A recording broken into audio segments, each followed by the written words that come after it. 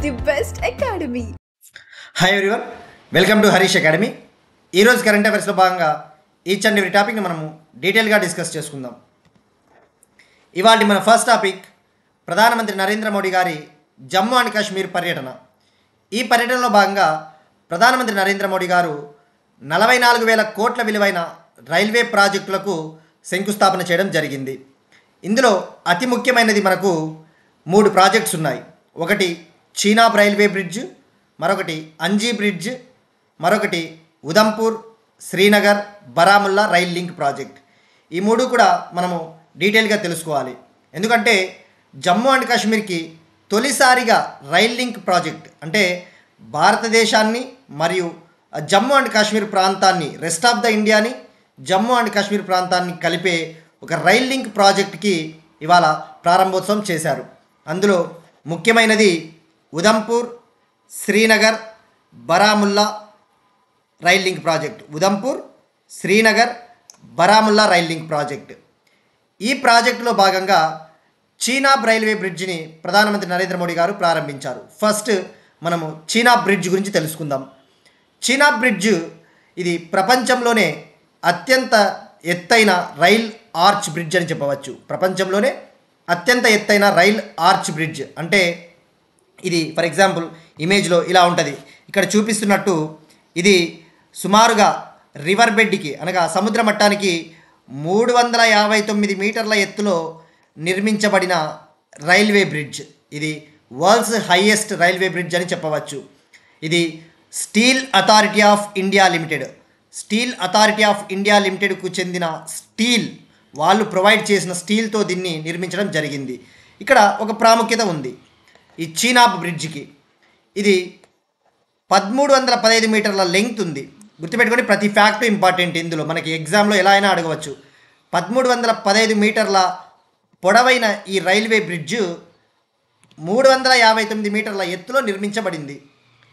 ఈ ఆర్చ్ వచ్చేసి ఇక్కడ చూపిస్తున్న ఈ ఆర్చ్ విడ్త్ లెంగ్త్ వచ్చేసి 467 మీటర్ల ఆర్చ్ అనమాట. సో ఇక్కడ మెయిన్గా మనం గుర్తుపెట్టుకోవాల్సింది ఇది 359 మీటర్ల ఎత్తులో నిర్మించబడినది అని గుర్తుపెట్టుకుంటే సరిపోతుంది. అయితే ఇది ఉదంపూర్ శ్రీనగర్ బరాముల్లా రైల్ లింక్ ప్రాజెక్టులో భాగమని చెప్పవచ్చు. Udhampur Srinagar Baramulla rail link project 272 కిలోమీటర్ల లెంగ్త్తో కూడిన ఒక రైల్వే లైను. ఇందులో సుమారుగా 36 టన్నెల్స్ ఉంటాయి. అందులో T50 టన్నెల్ అనేది భారతదేశంలోనే అతి పొడవైన ఆపరేషనల్ టన్నెల్ అని చెప్పవచ్చు. మనం గతంలో కూడా డిస్కస్ చేసుకున్నాం. ఇందులో T50 అనే టన్నెల్ భారతదేశంలోనే అతి పొడవైన ఆపరేషనల్ అంటే వినియోగంలో ఉన్న టన్నెల్ అని చెప్పవచ్చు. ఈ 272 కిలోమీటర్ల రైలు లింక్ ప్రాజెక్టులో ఓవరాల్గా 943 బ్రిడ్జెస్ ఉంటాయి. మనం ఇక్కడ గుర్తుపెట్టుకోవాల్సింది ఈ బ్రిడ్జ్ లెంగ్త్ ఒకటి, ఈ టన్నెల్ ఏది లాంగెస్ట్ అనేసి. ఈ చీనాబ్ బ్రిడ్జ్ అనేది ఇందులో భాగమని గుర్తుపెట్టుకోవాలి. అయితే ఇక్కడ ఒక డౌట్ రావచ్చు. మనం గతంలో కూడా డిస్కస్ చేసుకున్నాం. మణిపూర్లో ఇటీవల జాతీయ railways north eastern frontier railways ప్రపంచంలోనే అత్యంత ఎత్తైన రైల్వే పియర్ బ్రిడ్జ్ని లాంచ్ చేసింది. రైల్వే పియర్ బ్రిడ్జ్ అంటే ఏంటి? Railway pillar bridge. మరి చీనాబ్ బ్రిడ్జ్కి నోని బ్రిడ్జ్కి కన్ఫ్యూజన్ వచ్చే ఛాన్సెస్ ఉన్నాయి. చీనాబ్ బ్రిడ్జ్ అనేది 359 మీటర్ల ఎత్తులో నిర్మించబడ్డ ఆర్చ్తో కూడిన బ్రిడ్జ్. కానీ మనం డిస్కస్ చేసుకున్న నోని బ్రిడ్జ్ అనేది అందులో 2 పిల్లర్లు ఉంటాయి. P3, P4 అనే 2 పిల్లర్లు. ఆ పిల్లర్లను పియర్ అని కూడా అంటారు. పియర్. ఆ 2 పిల్లర్ల పొడవు వచ్చేసి ఒక్కో దాని పొడవు 141 మీటర్లు. అంటే 141 మీటర్ల లెంగ్త్ ఉన్న పిల్లర్లతో దాన్ని నిర్మించారు అని దాని అర్థం. World's highest railway pier bridge అంటే నోని బ్రిడ్జ్, కానీ వరల్డ్స్ హైయెస్ట్ రైల్వే బ్రిడ్జ్ అంటే చీనాబ్ బ్రిడ్జ్ అని గుర్తుపెట్టుకోవాలి. ఇక ఇంకొకటి ఉంది మనకి అంజీ బ్రిడ్జ్ అనే దాన్ని కూడా ఇవాళ ప్రధానమంత్రి నరేంద్ర మోడీ గారు ప్రారంభిస్తూ ఉన్నారు. దీని ప్రత్యేకత వచ్చేసి ఇది భారతదేశపు first cable stayed railway bridge అని చెప్పవచ్చు. అంటే కేబుల్ ఆధారిత రైల్ బ్రిడ్జ్ అని చెప్పవచ్చు. ఇక్కడ ఈ ఈ ఇమేజ్లో చూస్తున్నట్టు ఇట్లా ఈ కేబుల్స్ని సుమారుగా ఇక్కడ చూపిస్తున్నట్టు ఇది 725 మీటర్ల లెంగ్త్ ఉంది. 725 మీటర్ల లెంగ్త్. ఇందులో 96 కేబుల్స్ ఒక పైలాన్కి అటాచ్ చేశారు. ఈ కేబుల్స్ 96 కేబుల్స్ని ఇలా జెయింట్ పైలాన్కి అటాచ్ చేయడం జరిగింది. అయితే ఇక్కడ గుర్తుపెట్టుకోవాల్సింది, ఇది భారతదేశపు తొలి కేబుల్ ఆధారిత రైల్వే బ్రిడ్జ్ అంటే అంజీ బ్రిడ్జ్. ఇక అలానే ప్రధానమంత్రి నరేంద్ర మోడీ గారు శ్రీనగర్కి, కాశ్మీర్కి తొలిసారిగా వందే భారత్ ట్రైన్లను కూడా లాంచ్ చేశారు. అవి ఒకటి శ్రీ మాతా వైష్ణోదేవి కత్రా నుంచి శ్రీనగర్ మధ్య ఒకటి నడుస్తుంది. అలానే ఇంకొకటి శ్రీనగర్ నుంచి శ్రీ మాతా వైష్ణోదేవి కత్రా మధ్య నడుస్తుంది. ఇక్కడ కత్రా అనేది ఉదంపూర్ జిల్లాలో ఉండే ఒక ప్రాంతము. సో ఇక్కడ గుర్తుపెట్టుకోవాల్సింది, తొలిసారిగా కాశ్మీర్కు 2 వందే భారత్ ట్రైన్లు. అవి ఎక్కడి నుంచి నడుస్తాయంటే మాతా వైష్ణోదేవి కత్రా టు శ్రీనగర్. అయితే ఇక్కడ గుర్తుపెట్టుకోవాల్సింది, వందే భారత్ ఎక్స్ప్రెస్ ఇది సెమీ హై స్పీడ్ ట్రైన్ అని గుర్తుపెట్టుకోండి, మర్చిపోదండి. Semi high speed train. మరి హై స్పీడ్ ట్రైన్ అయితే బుల్లెట్ రైల్, అది మనకి అహ్మదాబాద్ టు ముంబై మధ్య నడిచేది. వందే భారత్ అంటే స్టేట్మెంట్స్లో ఇస్తాడు ఇది హై స్పీడ్ ట్రైన్ అని. సో కన్ఫ్యూజ్ అవుతుంది, ఇది సెమీ హై స్పీడ్ ట్రైన్. ఇది ప్రధానమంత్రి నరేంద్ర మోడీ గారి జమ్మూ అండ్ కాశ్మీర్ పర్యటనకు సంబంధించి. Next one, United Arab Emirates country మరియు వరల్డ్ హెల్త్ ఆర్గనైజేషన్, ప్రపంచ ఆరోగ్య సంస్థ కలిసి ఒక ప్రోగ్రామ్ని లాంచ్ చేశాయి. యెమెన్ దేశంలోని సొకొట్రా ద్వీపంలో, యెమెన్ దేశంలోని సొకొట్రా ఐలాండ్లో ఎవరైతే పిల్లలు కావచ్చు, మహిళలు పౌష్టికాహార లోపంతో బాధపడతా ఉన్నారో, సివియర్ అక్యూట్ మాల్ న్యూట్రిషన్ అంటే ఇక తీవ్ర స్థాయిలో పౌష్టికాహార లోపాన్ని ఎదుర్కొంటా ఉన్న వాళ్ళ కోసము WHO మరియు UAE 2 ఏళ్ల ప్రోగ్రామ్ని లాంచ్ చేసింది. ఈ ప్రోగ్రాంలో భాగంగా వాళ్లకు న్యూట్రిషియస్ ఫుడ్డు, ఆర్థిక సహకారం అందిస్తారు. సో ఇక్కడ గుర్తుపెట్టుకోవాల్సింది, సొకొట్రా ద్వీపము, యెమెన్. మనం చూస్తూ ఉన్నాం మరి ఎందుకు ఇంత పౌష్టికాహార లోపం వస్తూ ఉందంటే, ఈ యెమెన్ ఎక్కువగా మనం గతంలో కూడా డిస్కస్ చేసుకున్నాం, హౌతీ రెబల్స్ కారణంగా యెమెన్ అనేది ఎప్పుడు కూడా, యెమెన్లో యుద్ధ వాతావరణం ఉంది కనుక అక్కడ వాళ్ళు నిరాశ్రయులైనప్పుడు, వాళ్ళ ఇళ్లను కోల్పోయినప్పుడు వాళ్ళకి ఫుడ్ దొరక్క ఈ మాల్ నరిష్మెంట్ అనేది రావడానికి ఛాన్సెస్ ఉంటాయి. నెక్స్ట్ వన్, అపాయింట్మెంట్స్కి సంబంధించి ప్రధానమంత్రి నరేంద్ర మోడీ గారి ఆర్థిక సలహా మండలి చైర్మన్గా ఆంధ్రప్రదేశ్కు చెందిన సూర్యదేవర మహేంద్ర దేవ్ గారు సెలెక్ట్ అయ్యారు. ప్రధానమంత్రి ఆర్థిక సలహా మండలి అంటే ఇంగ్లీష్లో economic advisory council to the prime minister అంటారు. మరి దీని ప్రాముఖ్యత ఏంటి? పేరులోనే ఉంది, ఎకనామిక్ అడ్వైజరీ అంటే ప్రధానమంత్రి నరేంద్ర మోడీ గారికి ఎకనామిక్ విషయాలలో, ఆర్థిక విషయాలలో, పాలసీలకు సంబంధించి సలహాలను అందించే ఒక స్వతంత్ర సంస్థ, ఇండిపెండెంట్ బాడీ అని చెప్పవచ్చు. ఇది యాక్చువల్లీ ఇండిపెండెన్స్ వచ్చినప్పటి నుంచి కూడా ఈ బాడీ అనేది ఉంది. అయితే ప్రధానమంత్రి నరేంద్ర మోడీ గారు దీన్ని 2017 సంవత్సరంలో మళ్ళీ దీన్ని రీకాన్స్టిట్యూట్ చేశారు, అంటే మళ్ళీ దీన్ని పునర్వ్యవస్థీకరించారు అని చెప్పవచ్చు. సో ఇప్పుడు సెలెక్ట్ అయింది ఏపీకి చెందిన ఆయన. మొన్నటి వరకు యాక్చువల్లీ తాత్కాలిక చైర్మన్గా నీతి ఆయోగ్ వైస్ చైర్పర్సన్ సుమన్ బేరీ గారు ఉన్నారు. అయితే ఆయన పదవి ఇప్పుడు ఆయన ప్లేస్లో ఈయన్ని సెలెక్ట్ చేయడం జరిగింది. ఇక్కడ ఈయనకు ఒక ప్రాముఖ్యత ఉంది. ఈయన మొన్నటి వరకు ప్రస్తుతం యాక్సిస్ బ్యాంక్ డైరెక్టర్గా ఉన్నారు. ఈయన లాస్ట్ ఇయర్ రాసిన ఒక పుస్తకాన్ని ప్రధానమంత్రి నరేంద్ర మోడీ గారు లాంచ్ చేశారు. ఆ పుస్తకం వచ్చేసి పర్స్పెక్టివ్స్ ఆన్ ఈక్విటబుల్ డెవలప్మెంట్ అనే పుస్తకాన్ని ప్రధాని నరేంద్ర మోడీ గారు లాస్ట్ ఇయర్ లాంచ్ చేశారు. ఇక్కడ పర్స్పెక్టివ్స్ ఆన్ ఈక్విటబుల్ డెవలప్మెంట్ అంటే సమ అభివృద్ధి పైన ఆలోచనలు, అభిప్రాయాలు అని చెప్పవచ్చు. సో ఇది ఎనఫ్, మనకి జస్ట్ ఫ్యాక్ట్ ఓరియంటెడ్ కాబట్టి. ఈయన గతంలో world bank, UNDP, UNESCO ILO వంటి సంస్థలకు కూడా సలహాదారుగా పనిచేశారట. నెక్స్ట్ వన్, డిఫెన్స్కి సంబంధించి హైదరాబాదు చాలా వేగంగా అడుగులు వేస్తుందని చెప్పవచ్చు. బికాస్ మనం మొన్న కూడా డిస్కస్ చేసుకున్నాం. ఎల్సిఏ తేజాస్కు సంబంధించి బెంగళూరులోని హిందుస్థాన్ ఏరోనాటిక్స్ లిమిటెడ్ సంస్థ తయారు చేస్తూ ఉన్న LCA Tejas light combat aircraft Tejas కోసము కీలకమైన భాగము సెంట్రల్ ఫ్యూజ్లేజ్ అనే కీలకమైన భాగాన్ని హైదరాబాద్కు చెందిన వేమ్ టెక్నాలజీస్ ఇటీవలే హెచ్ఏఎల్కు అందించిందని కూడా తెలుసుకుందాం.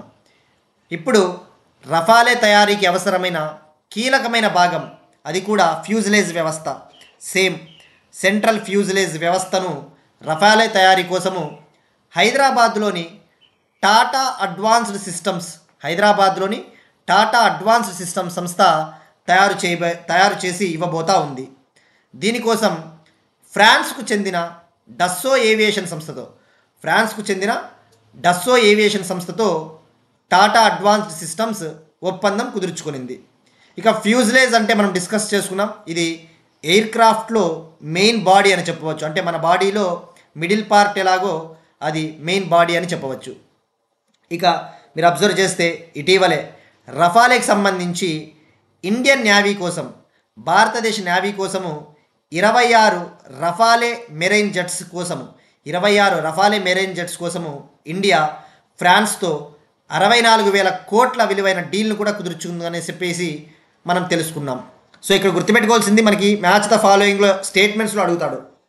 డస్సో ఏవియేషన్ ఏ కంట్రీ అంటే ఫ్రాన్స్.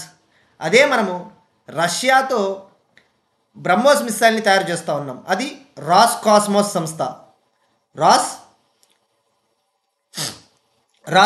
రష్యాకు చెందిన సంస్థ అని చెప్పవచ్చు. సో ఇది డస్సో ఏవియేషన్ డీల్ అని చెప్పవచ్చు. ఇక ఎల్సిఏ తేజాస్ అంటే మనం డిస్కస్ చేసుకున్నాం, అది సింగిల్ ఇంజన్. అదే రఫాలే అయితే ట్విన్ ఇంజన్ కూడా డిస్కస్ చేసుకున్నాం. ఎందుకంటే ఇండియా ఫ్రాన్స్ 2 దేశాలు ఇన్వాల్వ్ అయ్యాయి కాబట్టి 2 ఇంజన్లని షార్ట్కట్లో అలా ట్రిక్ గుర్తుపెట్టుకుంటే మనకి ఈజీగా గుర్తుండిపోతుంది. నెక్స్ట్ వన్, అమెరికా 12 దేశాల పౌరులపైన నిషేధం విధించింది. వాళ్ళ కంట్రీలోకి ఎంటర్ కాకుండా 12 దేశాలకు చెందిన పౌరులకు ఇక వీసా రెస్ట్రిక్షన్స్, వాళ్ళని రానివ్వకోకుండా నిర్ణయం తీసుకునింది. దీనికి ప్రధాన కారణం ఆల్రెడీ ట్రంప్ చూస్తూ ఉన్నాం. ట్రంప్ ప్రొటెక్షనిజం పాలసీస్ ఫాలో అవుతూ ఉన్నాడు. మన దేశ భద్రతకు ముప్పు. ఎందుకంటే ఈ 12 కంట్రీలు ఎక్కువగా ప్రపంచానికి అంత సురక్షితం కాని కంట్రీలు, ఎక్కువగా టెర్రరిజం వార్స్ జరుగుతూ ఉన్న కంట్రీస్ అని చెప్పేసి ఈ 12 దేశాలపైన నిషేధం విధించాడు. మనకి జస్ట్ ఎగ్జామ్ పాయింట్ ఆఫ్ వ్యూలో ఎన్ని దేశాలు అంటే 12 దేశాలు. అయితే ఆ జాబితాలో ఆఫ్ఘనిస్తాన్, ఇరాను, లిబియా కూడా ఉంది. లిబియా. ఇక అందులో Afghanistan, Myanmar, Chad, republic of Congo, equatorial Guinea, Eritrea, Haiti, Iran, Libya, Somalia, Sudan, Yemen. So just మనకి ఇక్కడ గుర్తుపెట్టుకోవాల్సింది ట్రెండ్స్, ఏ విధంగా ట్రంప్ అడ్మినిస్ట్రేషన్ ఫాలో అవుతుందని చెప్పేసి. ఆల్రెడీ హార్వర్డ్కి సంబంధించి కూడా హార్వర్డ్లో విదేశీ విద్యార్థుల రాకపోయిన కూడా రెస్ట్రిక్షన్స్ విధిస్తూ ఉన్నాడు ట్రంప్. ఇక ఆల్రెడీ మనం గోల్డెన్ వీసా కార్డు గురించి అవన్నీ చాలా డీటెయిల్గా డిస్కస్ చేసుకున్నాం. నెక్స్ట్ వన్, నమస్తే పథకం కింద వ్యర్థాలను సేకరించే వారి ప్రొఫైలింగ్ కోసము దేశవ్యాప్తంగా ఒక డిజిటల్ అప్లికేషన్ను ministry of social justice and empowerment మంత్రిత్వ శాఖ ప్రారంభించింది. మనం చూస్తూ ఉంటాం, జనరల్గా సఫాయి కర్మచారులు అంటారు వీళ్ళని. వేస్ట్ని కలెక్ట్ చేసేవాళ్ళు, డ్రైనేజీలను క్లీన్ చేసేవాళ్ళు, అటువంటి వాళ్ళకి ఆర్టికల్ 21 కింద రైట్ టు డిగ్నిటీ మిస్ అవుతూ ఉంది. రైట్ టు డిగ్నిటీ అంటే వాళ్లకు గౌరవప్రదమైన జీవితం మిస్ అవుతూ ఉంది రైట్ టు లైఫ్లో భాగంగా. సో అటువంటి వాళ్లకు గౌరవప్రదమైన జీవనం ఇవ్వడానికి, అలానే వాళ్లకు సోషల్ సెక్యూరిటీ, ముఖ్యంగా పెన్షన్స్ అటువంటివి కల్పించడానికి వాళ్ళకి సంబంధించిన డేటా అంతా కనుక ఒక యాప్లో ఉంటే వాళ్ళకి ఈజీగా సోషల్ సెక్యూరిటీ బెనిఫిట్స్ అందించమని చెప్పేసి వరల్డ్ ఎన్విరాన్మెంట్ డే రోజున, అనగా నిన్న పర్యావరణ దినోత్సవం రోజున సోషల్ జస్టిస్ మంత్రిత్వ శాఖ వేస్ట్ పిక్కర్ ఎనుమరేషన్ యాప్ని లాంచ్ చేసింది. వేస్ట్ పిక్కర్ ఎనుమరేషన్ యాప్ అంటే ఇందులో ఆ వేస్ట్ని కలెక్ట్ చేసే వాళ్ళ డేటానంతా కూడా ఈ యాప్లో అప్డేట్ చేసి వాళ్లకు అవసరమైన బెనిఫిట్స్ ఇస్తారు. ఫర్ ఎగ్జాంపుల్ మనకి ఈశ్రమ్ పోర్టల్ ఎలా ఉంది, అసంఘటిత కార్మికుల కోసం ఈశ్రమ్ పోర్టల్ ఏ విధంగా ఉందో అలా వీళ్ళ కోసం ఒక డెడికేటెడ్ యాప్ అని చెప్పవచ్చు. ఇక్కడ ఈ కాంటెక్స్లో మనం తెలుసుకోవాల్సింది ఈ నమస్తే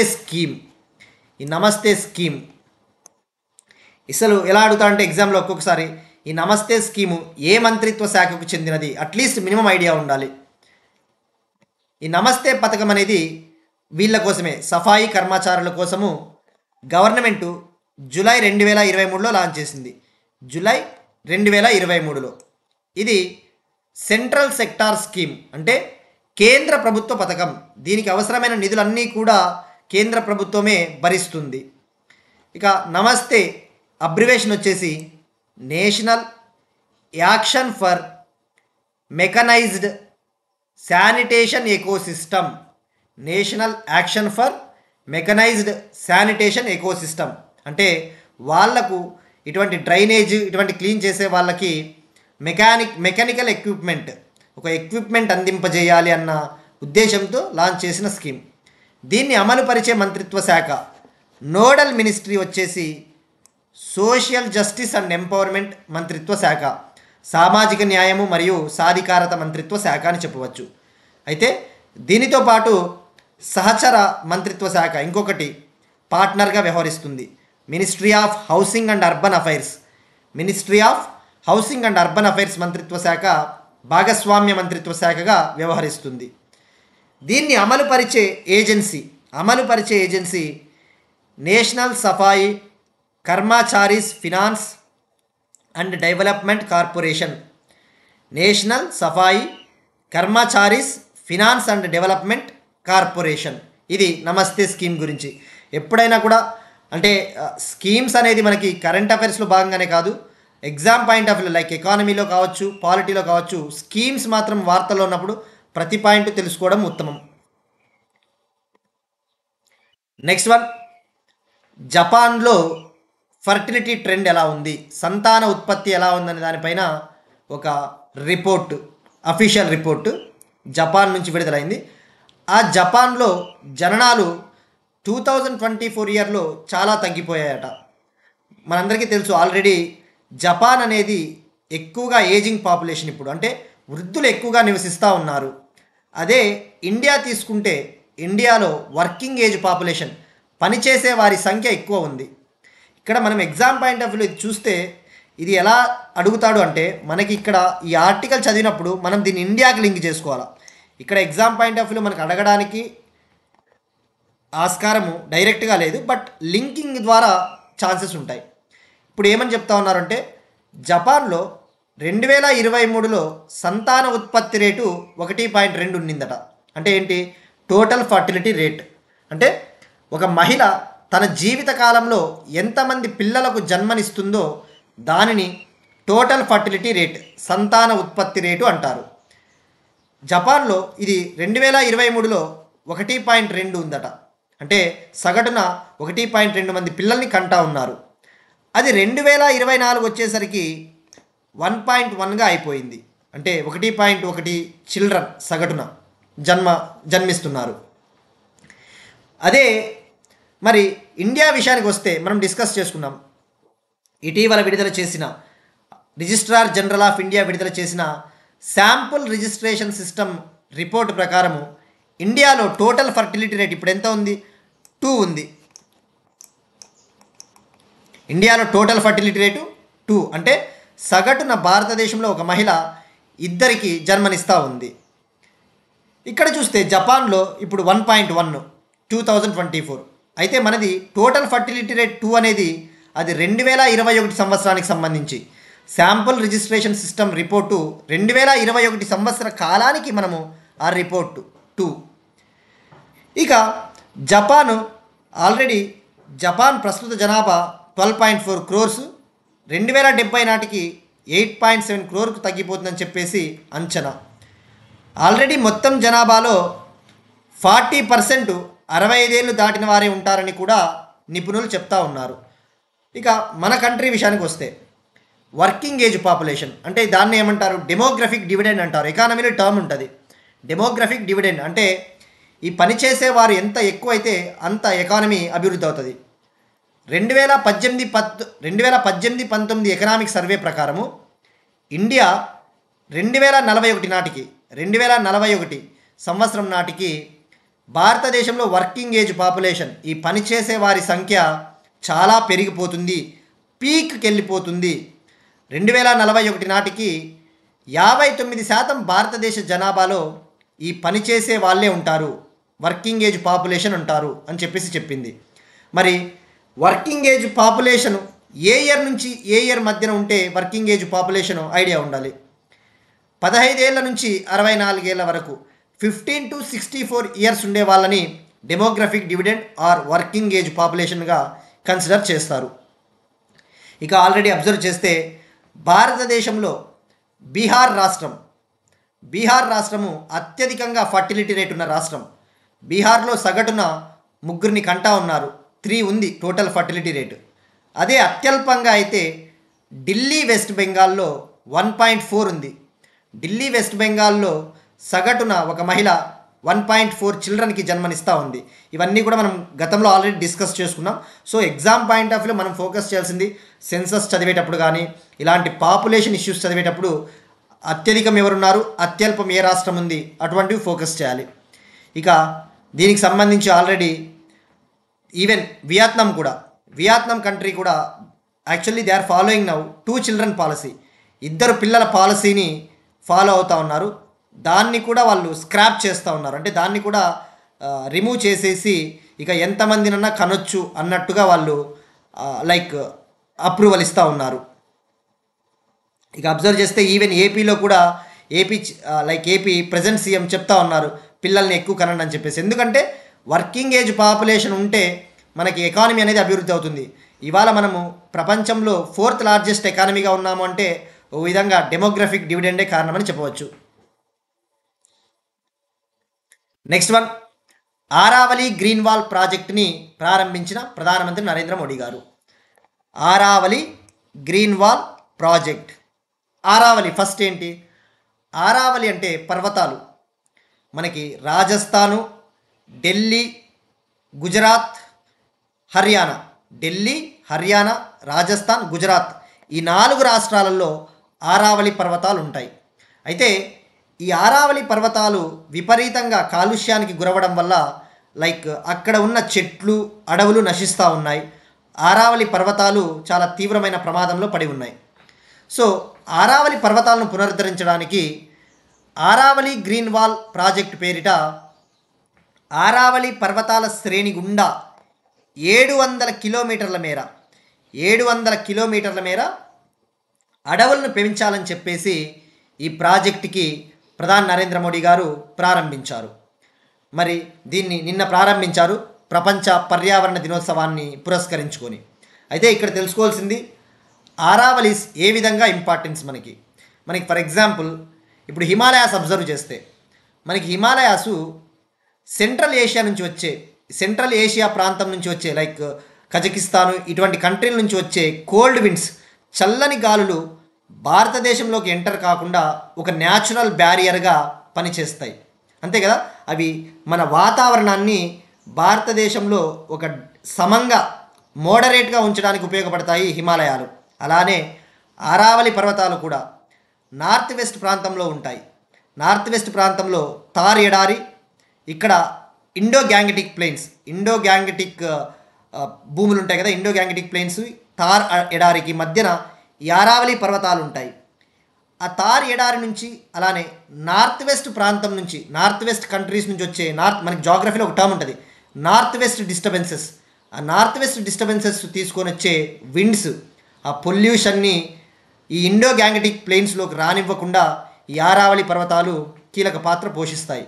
అంటే ముఖ్యంగా ఢిల్లీ ప్రాంతానికి ఇవి చాలా కీలకం. సో ఇక్కడ మనకి ఎగ్జామ్ పాయింట్ ఆఫ్ వ్యూలో గుర్తుపెట్టుకోవాల్సింది ఆరావళిస్ ఎలా అడుగుతా అంటే ఎన్ని రాష్ట్రాల్లో ఉన్నాయంటే 4, ఢిల్లీ, హర్యానా, గుజరాత్, రాజస్థాన్. మరి ఎక్కువగా ఏ రాష్ట్రంలో ఉన్నాయంటే 80% ఆరావళి పర్వతాలు రాజస్థాన్లో ఉన్నాయి. గుర్తుపెట్టుకోండి, అత్యధికంగా ఆరావళి పర్వతాలు రాజస్థాన్లో ఉన్నాయి. స్టేట్మెంట్స్లో అడగడానికి ఛాన్సెస్ ఉంటాయి. ఇక నిన్న ఈ ప్రాజెక్ట్ని లాంచ్ చేశారు. అలానే ఏక్ పెడ్ మాకే కార్యక్రమంలో ప్రధానమంత్రి నరేంద్ర మోడీ గారు పాల్గొన్నారు అన్నారు. మనం పేపర్ చదివేటప్పుడు మనకి ఇలాంటి కంటెంట్లో అబ్జర్వ్ చేయాల్సింది ఈ టర్మ్స్, ఇంపార్టెంట్ టర్మ్స్ ఏమున్నాయో తెలుసుకోవాలి. ఇప్పుడు ఫర్ ఎగ్జాంపుల్ ఇక్కడ అబ్జర్వ్ చేస్తే అంతరించిపోతున్నాయి, ముఖ్యంగా యువత చొరవ తీసుకోవాలి, మెరుగుపడుతుందని ప్రధాని మోడీ చెప్పారు. ఇవి కాదు మనకి ఎసెన్స్ ఏంటి? ఏక్ పెడ్ మాకే నామ్ కార్యక్రమం. ఏక్ పెడ్ మాకే నామ్ కార్యక్రమం అంటే ఇది చెట్లను నాటే కార్యక్రమం, మొక్కలను నాటే కార్యక్రమం. దీన్ని ప్రధానమంత్రి నరేంద్ర మోడీ గారు ప్రపంచ పర్యావరణ దినోత్సవం 2024 సంవత్సరంలో లాంచ్ చేశారు. 2024 సంవత్సరం జూన్ 5న లాంచ్ చేశారు. ఈ సంవత్సరం వర్షన్ 2.0 మళ్ళీ లాంచ్ చేశారు. సో గుర్తుపెట్టుకోవాల్సింది ఇది లాస్ట్ ఇయర్ లాంచ్ చేశారు. ఇక ఈ సంవత్సరం వరల్డ్ ఎన్విరాన్మెంట్ డే 2025 థీమ్ వచ్చేసి మనం నిన్న డిస్కస్ చేసుకున్నాం. బీట్ ప్లాస్టిక్ పొల్యూషన్ని ఓడించాలి. ఇక ఈ సంవత్సరం వరల్డ్ ఎన్విరాన్మెంట్ డేకి ఆతిథ్యం వహించిన దేశం, నిర్వహించిన దేశం అంటే సౌత్ కొరియా దేశం. గుర్తుపెట్టుకోండి, సౌత్ కొరియా. అదే లాస్ట్ ఇయర్ అయితే 2024 సంవత్సరంలో సౌదీ అరేబియా కంట్రీ నిర్వహించింది. So that's it. మనం చదివేటప్పుడు మాత్రం ఇలాంటి కీ టర్మ్స్ ఫోకస్ చేస్తే సరిపోతుంది. ఇప్పుడు ఒక క్వశ్చన్ చూద్దాం. ఇది బిమ్స్టెక్ యువజన సదస్సుకు సంబంధించి మనం ఆల్రెడీ బిమ్స్టెక్ అంటే డిస్కస్ చేసుకున్నాం. Bay of Bengal initiative for multi sectoral and technical economic cooperation అని చెప్పేసి దీనికి సంబంధించి ఫిబ్రవరి 2025లో మొదటి బిమ్స్టెక్ యువజన సదస్సు జరిగింది. First BIMSTEC youth summit. ఇది భారతదేశంలోని ఏ ప్రాంతంలో జరిగింది? Option A New Delhi, option B Gandhinagar, option C Kolkata, option D Mumbai. ఇది ఫిబ్రవరి 2025 కరెంట్ అఫైర్. దీనికి ట్రై చేయండి, అంటే లేటెస్ట్ కరెంట్ అఫైర్ అని చెప్పవచ్చు. ఇక నిన్నటి క్వశ్చన్ విషయానికి వస్తే మనం అడిగింది ప్రపంచంలోనే అత్యంత తెలివైన ఏఐగా పిలువబడే గ్రాక్ 3 చాట్బాట్ను లాంచ్ చేసిన కంపెనీ అంటే ఎలాన్ మస్క్కు చెందిన XAI కంపెనీ. నెక్స్ట్ వన్, బయోడైవర్సిటీకి సంబంధించి తమిళనాడు ప్రభుత్వము ధనుష్కోడి ప్రాంతంలో, తమిళనాడులోని రామనాథపురం డిస్టిక్కు రామేశ్వరం తాలూకా పరిధిలో ఉన్న వైల్డ్ లైఫ్ హ్యాబిటాట్ ప్రాంతంలో గ్రేటర్ ఫ్లేమింగో శాంక్చురీని ఏర్పాటు చేయాలని చెప్పేసి నోటిఫికేషన్ జారీ చేసింది. జీవో. గ్రేటర్ ఫ్లేమింగో శాంక్చురీ అంటే ఇది ఏ రాష్ట్రం అంటే తమిళనాడు. ఇది ఇక్కడ అబ్జర్వ్ చేస్తే గ్రేటర్ ఫ్లెమింగో అనేది ఇది ఒక వలస పక్షి. ఈ వలస పక్షులు సెంట్రల్ ఏషియా ప్రాంతం నుంచి, అంటే సెంట్రల్ ఏషియా కంట్రీస్ నుంచి భారతదేశానికి వస్తాయి. ఈ గ్రేటర్ ఫ్లెమింగో శాంక్చురీ ఇది గల్ఫ్ ఆఫ్ మన్నార్ బయోస్పియర్ రిజర్వ్లో భాగమని చెప్పవచ్చు. గుర్తుపెట్టుకోండి, ఈ గల్ఫ్ ఆఫ్ మన్నార్ బయోస్పియర్ రిజర్వ్లో ఇది భాగము. ఇక్కడ అబ్జర్వ్ చేస్తే పాల్క్ స్ట్రైట్స్ ఉంది.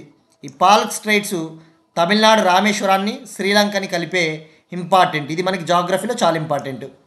ఇక గ్రేటర్ ఫ్లేమింగో దీని ఐయూసిఎన్ స్టేటస్, ఐయూసిఎన్ హోదా వచ్చేసి లీస్ట్ కన్సర్న్ అని చెప్పవచ్చు. లీస్ట్ కన్సర్న్ అంటే ఇక ఆందోళన చెందవలసిన అవసరం లేదు, ఎందుకంటే సెంట్రల్ ఏషియా ప్రాంతం నుంచి ఇవి భారీ స్థాయిలో వేల సంఖ్యలో ఇవి వస్తాయి కాబట్టి వీటి జనాభాకి ఏమాత్రం డోకా లేదని చెప్పవచ్చు. బట్ ఇండియాలో వీటిని అంతరించిపోకూడదు, ఇండియాలో వీటికి ప్రాపర్ హ్యాబిటాట్ ఉండాలని చెప్పేసి తమిళనాడు గవర్నమెంటు ప్రకటించింది ఈ శాంక్చురీని. ఇక దీని శాస్త్రీయ నామం కూడా ఐడియా ఉండాలి if possible. Greater flamingo scientific name వచ్చేసి ఫెనికాప్టిరస్ రోజియస్.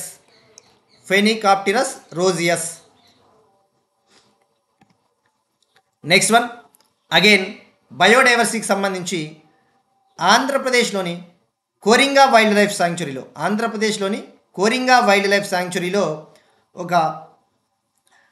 ఒక పాముని కనుగొన్నారు. ఇది అంతరించిపోయే జాతిగా నిర్ధారించినారు. అంతరించిపోయే జాతి అంటే క్రిటికల్లీ ఎండేంజర్డ్ సిచ్యువేషన్లో ఉంది. దీని పేరు వచ్చేసి స్పాట్ టెయిల్డ్ పిట్ వైపర్ జాతి పాము. ఇక్కడ అబ్జర్వ్ చేస్తున్నట్టు ఇది గ్రీన్ కలర్లో ఉంది. అయితే ఇది విషసర్పం. ఇది చూడ్డానికి పసరుపాము లాగా ఉంటుంది కానీ చాలా డేంజర్ అట. ఇక్కడ మనకి అబ్జర్వ్ చేయాల్సింది ఈ కొరింగా వైల్డ్ లైఫ్ శాంక్చురీ. ఈ కొరింగా వైల్డ్ లైఫ్ శాంక్చురీలో ఏ టైప్ ఆఫ్ వెజిటేషన్ ఉంటుంది, ఏ రకమైన చెట్లు అటువంటివి ఉంటాయో తెలుసుకోవాలి. ఇక్కడ మడ అడవులు ఉంటాయి, మ్యాన్గ్రూవ్స్ అంటే ఇప్పుడు సుందర్బన్స్ ఉన్నాయి కదా, భారతదేశంలో అత్యధికంగా మ్యాన్గ్రూవ్స్ సుందర్బన్ ప్రాంతం వెస్ట్ బెంగాల్. ఈ కొరింగాలో ఉన్న మ్యాన్గ్రూవ్స్ ఇది భారతదేశంలోనే 3వ అతిపెద్ద మడ అడవుల వైల్డ్ లైఫ్ శాంక్చురీ అని చెప్పవచ్చు. భారతదేశంలోనే 3వ అతిపెద్ద మడ అడవుల అభయారణ్యము Coringa wildlife sanctuary, Andhra Pradesh.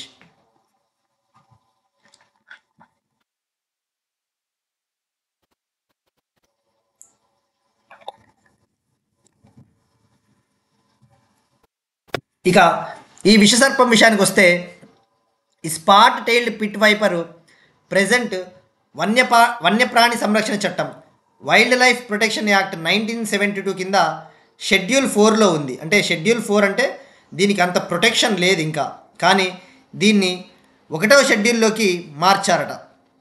ఇది 4వ షెడ్యూల్ నుంచి 1వ షెడ్యూల్లోకి 2022లో మార్చారు. అంటే ఇది ఇప్పుడు అత్యంత జాగ్రత్తతో సంరక్షించబడే ఒక జీవి అని చెప్పవచ్చు. సో ఇక్కడ జస్ట్ గుర్తుపెట్టుకోవాల్సింది ఈ name spot tailed pit viper. Next one, భారత్లో ఓపెన్ ఏఐ అకాడమీ. చాట్ జీపీటీకి చెందిన మాతృ సంస్థ ఓపెన్ ఏఐ కంపెనీ లాంచ్ చేసిన లాంగ్వేజ్ మోడల్ వచ్చేసి ఏంటి, చాట్ జీపీటీ. ఇప్పుడు ఆ ఓపెన్ ఏఐ కంపెనీ భారతదేశంలో ఒక అకాడమీని ఒక సెంటర్ని ఏర్పాటు చేయబోతా ఉన్నారు. తద్వారా ఇండియాలో ఉన్న విద్యార్థులు, సాఫ్ట్వేర్ డెవలపర్సు, విద్యావేత్తలు, civil servants, education purpose, industry purpose, ఏ అవసరాల కోసమైనా కూడా కృత్రిమ మేధస్సులో, ఆర్టిఫిషియల్ ఇంటెలిజెన్స్లో శిక్షణ ఇవ్వడానికి ఈ అకాడమీ ఉపయోగపడుతుందని చెప్పవచ్చు. ఇక్కడ మనకి గుర్తు పెట్టుకోవాల్సింది ఈ ఒప్పందం వచ్చేసి ఓపెన్ ఏఐ కంపెనీకి ఇండియా ఏఐ మిషన్కి మధ్య ఒప్పందం కుదిరింది. ఓపెన్ ఏఐ మరియు ఇండియా ఏఐ మిషన్. ఇక ఇండియా ఏఐ మిషన్ అంటే మనం డిస్కస్ చేసుకున్నాం, ఇది ministry of electronics and IT మంత్రిత్వ శాఖ కింద ఉండే మిషన్. దీని ముఖ్య ఉద్దేశము భారతదేశంలో కృత్రిమ మేధస్సుకు సంబంధించిన ఎకోసిస్టమ్ని, వాతావరణాన్ని అభివృద్ధి చేయాలి. దీనికి సుమారుగా 10,000 కోట్లకు పైగా బడ్జెట్ను కేటాయించారని చెప్పేసి తెలుసుకున్నాం. ఎగ్జాక్ట్గా చెప్పాలంటే మనకి జనరల్గా చెప్పాలంటే 10,000 కోట్లకు పైగా బడ్జెట్ అని అలా గుర్తుపెట్టుకోవచ్చు. స్టేట్మెంట్స్లో అలా అని అడగవచ్చు, లేదంటే ఎగ్జాక్ట్ బడ్జెట్ కూడా అడగవచ్చు. ఎగ్జాక్ట్ బడ్జెట్ దీనికి కేటాయించింది 10,371.9 కోట్లు. 10,371.9 కోట్లు దీనికి కేటాయించారని చెప్పేసి గుర్తుపెట్టుకోవాలి. ఇక ఇండియా ఏఐ మిషన్ని 2024 మార్చిలో లాంచ్ చేశారు. దీని కింద అట్లీస్ట్ కనీసము 10,000 గ్రాఫిక్స్ ప్రాసెసింగ్ యూనిట్స్ని ఏర్పాటు చేయాలి అని చెప్పేసి లక్ష్యంగా పెట్టుకున్నారు. ఇక గ్రాఫిక్స్ ప్రాసెసింగ్ యూనిట్స్ అంటే మనం ఆల్రెడీ డిస్కస్ చేసుకున్నాం. ఇలాంటి లాంగ్వేజ్ మోడల్స్ని తయారు చేయాలంటే, ఇలాంటి చాట్ జీపీటీ కానీ, జెమినీ మోడల్ కానీ, డీప్ సీక్ మోడల్ కానీ, ఇలాంటి మోడల్స్ని తయారు చేయాలి అంటే గ్రాఫిక్స్ ప్రాసెసింగ్ యూనిట్స్ అనే ఒక మౌలిక వసతులు, ఇన్ఫ్రాస్ట్రక్చర్ అవసరం. సో వాటి కోసమే ఇండియా ఏఐ మిషన్ని లాంచ్ చేశారు. దీని ముఖ్య ఉద్దేశము కనీసం 10,000, అట్లీస్ట్ 10,000 జీపీయూస్ని ఏర్పాటు చేయాలి. ఇటీవలే 2 days బ్యాకే ఎలక్ట్రానిక్స్ మినిస్టర్ వైష్ణవ్ గారు ప్రకటించారు, ఇండియా ఏఐ మిషన్ కింద ఆల్రెడీ 18,000 జీపీయూలను ఏర్పాటు చేశామని చెప్పేసి కూడా తెలిపారు. ఇక ఇండియా ఏఐ మిషన్ కింద సర్వం ఏఐ కంపెనీని సెలెక్ట్ చేశారు. బెంగళూరుకు చెందిన సర్వం ఏఐ కంపెనీ భారతదేశపు లాంగ్వేజ్ మోడల్ని తయారు చేయడానికి అని చెప్పేసి. ఈ సర్వం ఏఐతో పాటు ఇండియా ఏఐ మిషన్ ఇటీవలే మరో 3 ప్రైవేట్ స్టార్టప్లను కూడా సెలెక్ట్ చేసింది భారతదేశానికి సొంత లాంగ్వేజ్ మోడల్ని అభివృద్ధి చేయడానికి. ఆ 3 వచ్చేసి సాకెట్ ఏఐ కంపెనీ, జ్ఞాని AI company, gun AI company అనే 3. ఇక ఇక ఈ మోడల్స్ విషయానికి వస్తే, లాంగ్వేజ్ మోడల్స్ విషయానికి వస్తే మనకి మ్యాచ్ ద ఫాలోయింగ్ అడుగుతాడు. OpenAI company ChatGPT, Google వచ్చేసి జెమినీ లాంగ్వేజ్ మోడల్ జెమినీ. ఇటీవలే జెమినీ 2.5ను కూడా గూగుల్ లాంచ్ చేసింది. చైనా వాడు వచ్చేసి డీప్ సీక్. ఇక ఎలాన్ మస్క్ చెందిన xAI company Grok 3. Next one అవార్డ్స్కి సంబంధించి కుమార్ మంగళం బిర్లా గారికి గ్లోబల్ లీడర్షిప్ అవార్డు దక్కింది. గ్లోబల్ లీడర్షిప్ అవార్డు మనం ఇటీవల డిస్కస్ చేసుకున్నాం ఒక అవార్డుకి సంబంధించి. Global Indian leader of the year, global Indian year of the award Sadhguru గారికి, భారత ఆధ్యాత్మికవేత్త సద్గురు గారికి కెనడా దేశానికి చెందిన కెనడా ఇండియా ఫౌండేషన్ సంస్థ ఇచ్చిందని చెప్పేసి. అయితే ఇక్కడ కన్ఫ్యూజ్ కాకూడదు, ఇది గ్లోబల్ లీడర్షిప్ అవార్డు, అది global Indian year of the award, ఇది గ్లోబల్ లీడర్షిప్ అవార్డు. దీన్ని అమెరికాకు చెందిన ఒక ఫోరం ఇస్తుంది, USA India strategic partnership forum. US India strategic partnership forum 2025 సంవత్సరానికి గాను ఆదిత్య బిర్లా గ్రూప్ చైర్మన్ కుమారమంగళం బిర్లా గారికి ఈ అవార్డు ఇచ్చింది. ఈ అవార్డు వాషింగ్టన్ డీసీలో ఇచ్చినారు. మరి దీనికి ప్రధాన కారణం, ఈ ఆదిత్య బిర్లా గ్రూప్ అనేది అమెరికాలో అత్యధికంగా పెట్టుబడులు పెడతా ఉన్న ఇండియన్ ఇన్వెస్టర్ కంపెనీ. సో ఇది. నెక్స్ట్ వన్ స్పోర్ట్స్కి సంబంధించి ఇండియా ఇంగ్లాండ్ మధ్య ప్రారంభమయ్యే 5 టెస్టుల సిరీస్ విజేతకు ఇచ్చే ట్రోఫీకి టెండూల్కర్ ఆండర్సన్ ట్రోఫీగా నామకరణం చేశారు. టెండూల్కర్ ఆండర్సన్ ట్రోఫీ గతంలో పటౌడీ ట్రోఫీగా పిలిచేవాళ్ళు. ఇండియా ఇంగ్లాండ్ మధ్య జరిగే ట్రోఫీని పటౌడీ ట్రోఫీ. అయితే ఆ పటౌడీ ట్రోఫీ పేరిట ఆ పేరుని డిస్కంటిన్యూ చేసి ఇప్పుడు Indian cricketer Sachin, England cricketer Anderson పేరిట ఈ అవార్డుని ప్రజెంట్ చేయబోతూ ఉన్నారు. ఇక సచిన్కి ఒక రికార్డు వచ్చేసి ప్రపంచంలో టెస్ట్ క్రికెట్లో అత్యధిక రన్నులు కొట్టిన ప్లేయర్ సచిన్. ఇక ఆండర్సన్ అయితే జేమ్స్ ఆండర్సన్ ఇంగ్లాండు ప్రపంచంలో అత్యధిక టెస్ట్ వికెట్లు తీసిన ఫాస్ట్ బౌలర్. అయితే ప్రపంచంలో అత్యధికంగా టెస్ట్ వికెట్లు తీసిన బౌలర్ అయితే స్పిన్నర్ ముత్తయ్య మురళీధరన్ శ్రీలంక. కానీ ఆండర్సన్ అయితే ఫాస్ట్ బౌలర్, అత్యధిక టెస్ట్ వికెట్లు తీసిన ఫాస్ట్ బౌలర్. ఇది టెండూల్కర్ ఆండర్సన్ ట్రోఫీ గురించి. అదే ఇండియాకి ఆస్ట్రేలియాకి మధ్య జరిగే సిరీస్ని అయితే బార్డర్ గవాస్కర్ ట్రోఫీగా పిలుస్తారు. ఇవి ఇవాల్టి కరెంట్ అఫైర్స్. మనం ఒకసారి క్విక్గా రీక్యాప్ చూద్దాం. ప్రధానమంత్రి నరేంద్ర మోడీ గారి జమ్మూ కాశ్మీర్ పర్యటన,